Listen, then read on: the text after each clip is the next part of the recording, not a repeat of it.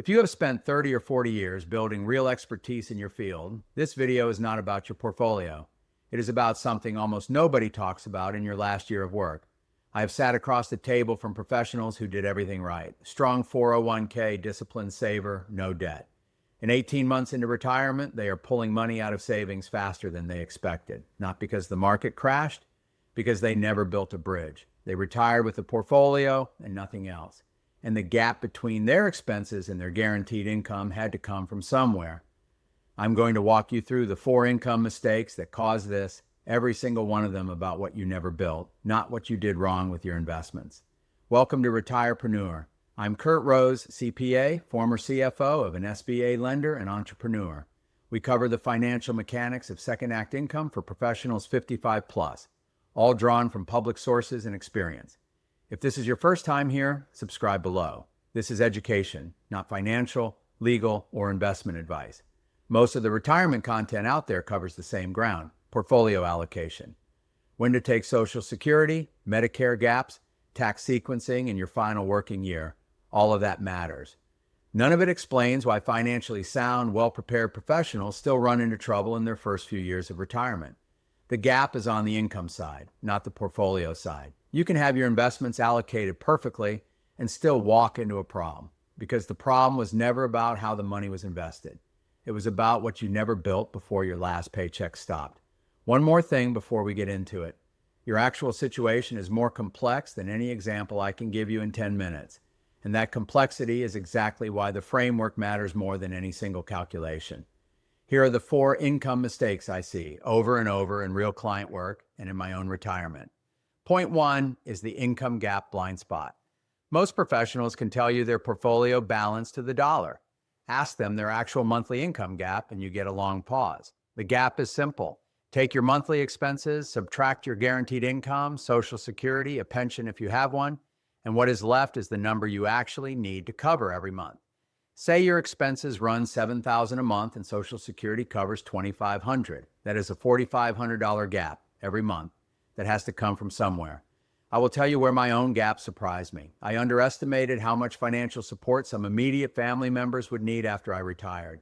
That pulled real cash out the door every month on top of my own expenses, and it was not in my original math. Your gap is not static. It moves. Most people have never calculated this number once, let alone revisited it. They know their balance. They do not know their gap.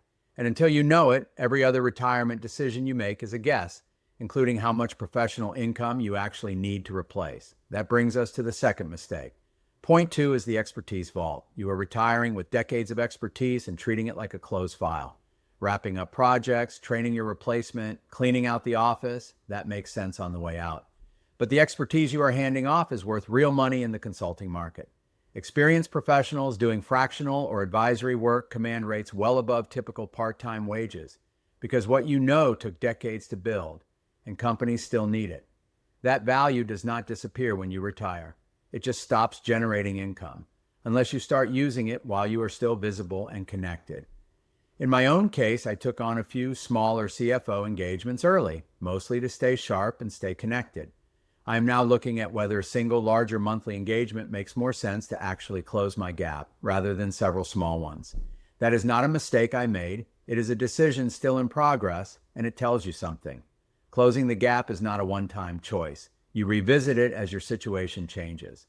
Point 3 is the binary retirement trap. Most people treat retirement as a light switch, working full-time, then suddenly not working at all. That model forces your portfolio to cover 100% of your income starting on day 1, which is exactly the wrong timing. Here is why that matters. The damage a market downturn does in your first few years of withdrawals is far worse than the same downturn hitting you 10 years into retirement.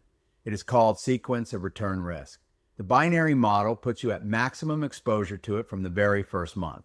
A soft retirement, where you keep some professional income coming in for a period, does not eliminate that risk, but it reduces how much of your portfolio has to fund those early, most vulnerable years. You are not retiring, you are transitioning, and that distinction protects real money. There is a version of this mistake that is less obvious, and I made it myself. When I started building Retirepreneur, I chose to invest in assets and a business model built for the long term. The kind of model that pays off well, eventually, but on a runway measured in years, not months. That was the right call for where I want to be in 5 years. It also means the bridge income I'm building takes longer to mature than if I had chosen something faster and smaller. Know which kind of bridge you are building and how long it takes to actually hold weight. Point 4 is the runway gap. Everything I just walked through, knowing your number, monetizing your expertise, transitioning instead of stopping, none of it works without a strategic liquidity reserve. Not necessarily cash sitting idle. Cash equivalents, short-term treasuries, something accessible without selling into a down market that you can draw from while your income sources ramp up. Without that reserve, you build income out of desperation. You take the first work that comes along because you need it, not because it fits. With a real reserve in place before you retire, you negotiate from strength instead of scarcity. And here's something nobody warns you about, the kind of thing that eats into that reserve without warning. I had a year where some strategic but necessary capital gains and asset sales pushed my income up enough that my health insurance subsidies got reversed on reconciliation.